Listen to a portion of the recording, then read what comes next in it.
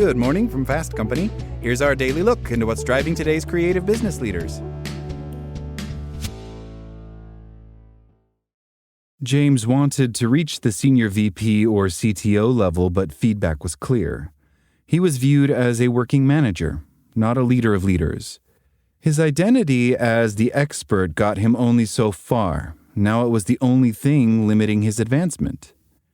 James was a recognized expert at his medical tech firm, one of its first employees and instrumental in building its core software platform. Over 16 years, his deep expertise and calm problem-solving skills earned him the role of Vice President of Technology.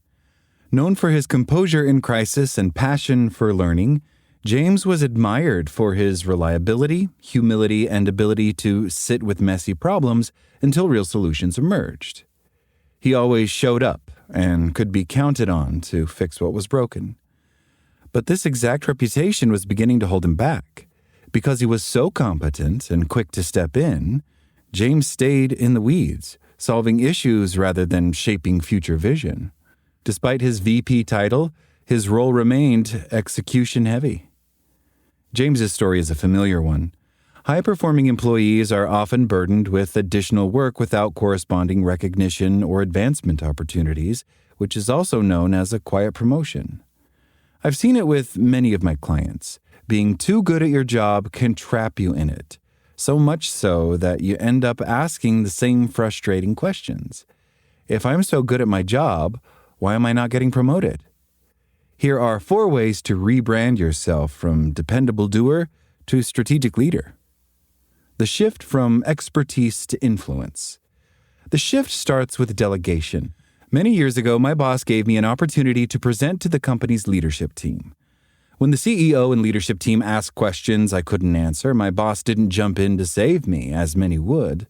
Later, I learned that she had informed them that I was on a stretch assignment, and she would be sitting in as an observer. This is a creative example of delegating a low-stakes task. Oftentimes, people make high-impact mistakes because leaders delegate when the stakes are too high. So the key to breaking this cycle is to start delegating with low-stakes tasks. Instead of being the one solving every problem, start empowering others to take ownership and resist the urge to jump in and fix things when they struggle.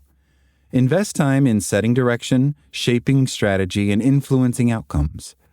When colleagues come to you for answers, redirect them. This is something my direct report now handles. I'll connect you.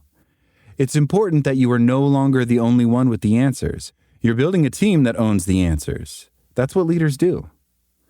Avoid the hidden gem trap. Many hidden gems are bright, diligent, and high-performing leaders. They are frequently a leadership team's go-to problem solver. They deliver consistently, yet may watch less competent colleagues get promoted. Avoiding self-promotion for fear they will come across as braggy, they believe their hard work and results should speak for themselves. Unfortunately, those efforts often don't get noticed because their boss is too busy to connect the dots. Doing excellent work isn't enough if no one sees or understands its strategic impacts. Proactively align and advocate your work results to company goals and talk about impacts in strategic terms. Say things like, "This initiative helps us reduce risk in X," or "This supports the CEO's Q3 priority on customer retention."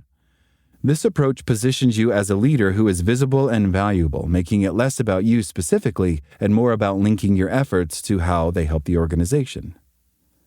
Advocate for yourself. I coach many high-performing leaders who are brilliant at mentoring others, cheering on peers, and celebrating team wins. However, they rarely apply that same energy to their own advancement. If you'd write a glowing email to recommend a mentee for a project, write one for yourself. If you'd encourage someone to take a stretch role, say yes to your own. Schedule check-ins to talk about your growth, not just your deliverables. Think of self-advocacy not as a performance, but as a responsibility. Your future team needs a seat at the table, and you can't secure it by staying silent. Speak in future tense. Here's a subtle but powerful shift. Stop talking about what you've done and start talking about what you're building. Many professionals unintentionally brand themselves as reliable and steady, but not as innovative, visionary, or future-ready. As organizations endure immense pressure to grow, adapt, and change due to economic or competitive pressures, how are you helping identify and navigate these challenges? Shift your language from past tense accomplishments to future-focused initiatives. Instead of, I've always done X, say, I'm currently focused on growing our capability in Y. Or, I'm exploring ways to help our team do Z more efficiently. This frames you as someone evolving and aligned with what's next, and shows that you're not just proud of what you've done, but you're also paying attention to what's next. That's the kind of mindset that makes you promotable. It's important to remember that rebranding yourself at work doesn't happen overnight. It takes intentional effort to stop being seen as the person who always comes through and start being seen as the person who creates the conditions for others to come through. You don't get promoted for being reliable. You get promoted for being visionary, influential, and growth-minded. That's all today from Fast Company. Talk to you tomorrow.